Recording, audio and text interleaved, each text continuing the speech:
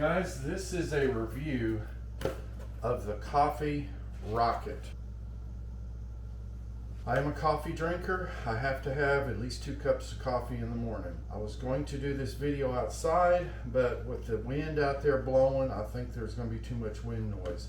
I was going to Academy to buy a Stanley French press, but I decided it's too big and bulky, and I saw this on the hanging up beside it. I'm really glad I bought it. There's really not that much. The instructions are basically that.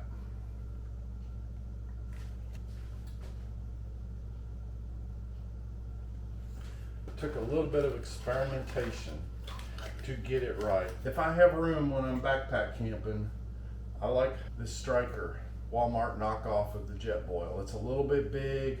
I'm only boiling 1 to 2 inches of water. I really need to replace it with one of the smaller ones. But anyways, this stove, the Coffee Rocket is a 2-piece device.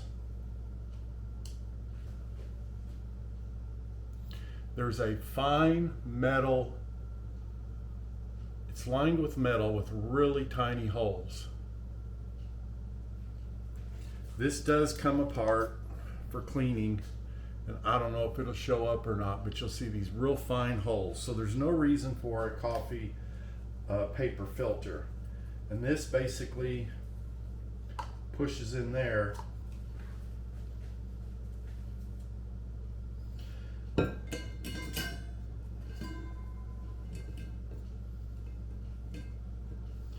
goes just like that.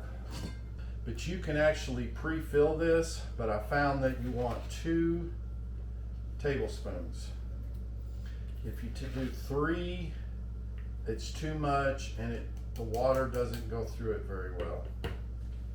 The problem is the storage, because now it's much bigger. You just want to put it on a hard surface, and there you go. You can, if you're going to protect it somewhere, that is preloaded with 2 tablespoons of coffee, and as you can see, nothing comes out. So whatever way you want to boil your water,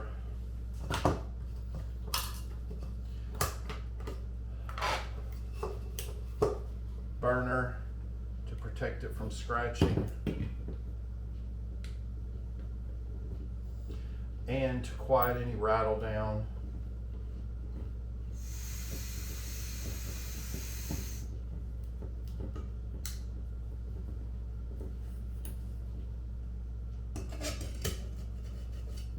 You can preload that, put it in your Yeti.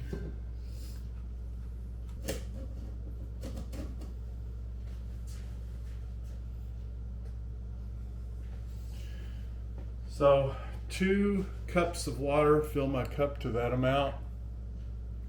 And that's what I want, is 2 cups of water. You know, when I do mountain houses, it's 1 cup. And the reason I like these devices, although they're big, is they are so fast.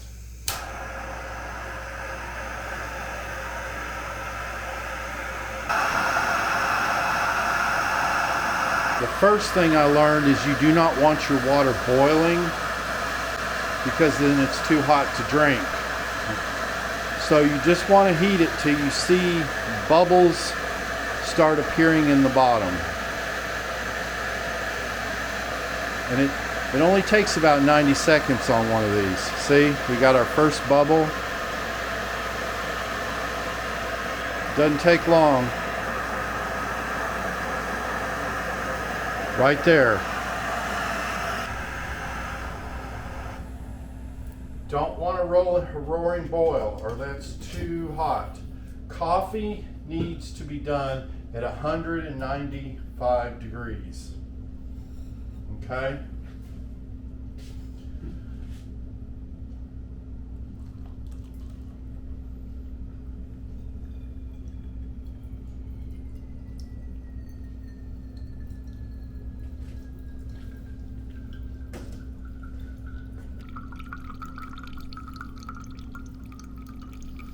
This is sort of a slow trickle, but that's why I like it. It gets all that goodness out of the grounds. I'm not using any fine ground.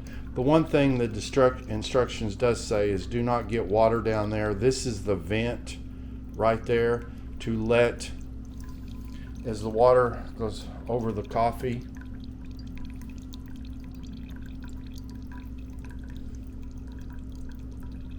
you can see it bubbling down there, but you don't get in a hurry. It just takes a while, but the longer it takes, the more concentrated the coffee is.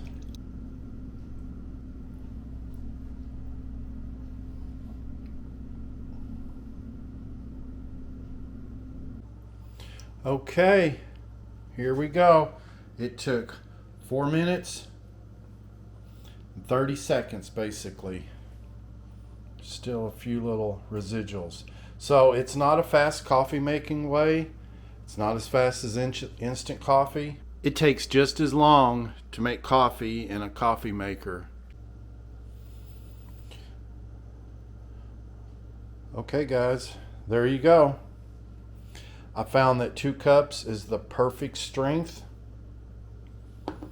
And when I'm out going cross country on hunts, I can pull over the side of the road. In 5 minutes, I have fresh brewed coffee, especially when there's not a truck stop around and you don't know how long that's been sitting in the truck stop. Could be hours. Here I have a full Yeti full of fresh brewed coffee and hop back in the car. On my way I go, or first thing in the morning when I'm out of state hunts, first thing in the morning. It takes 5 minutes and I have fresh brewed coffee.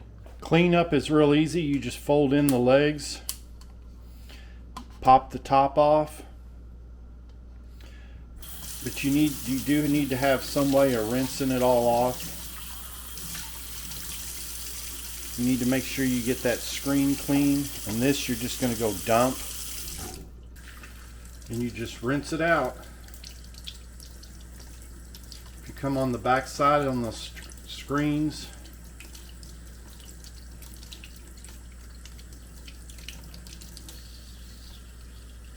it's clean. Storage can be real simple. Storage is simple. I do recommend, if you're worried about noise, you put like a paper towel there so it doesn't rattle around. So it only takes up that much space. But see the way it's gonna, so when you dry it, put a paper towel around it. It only takes up that much space.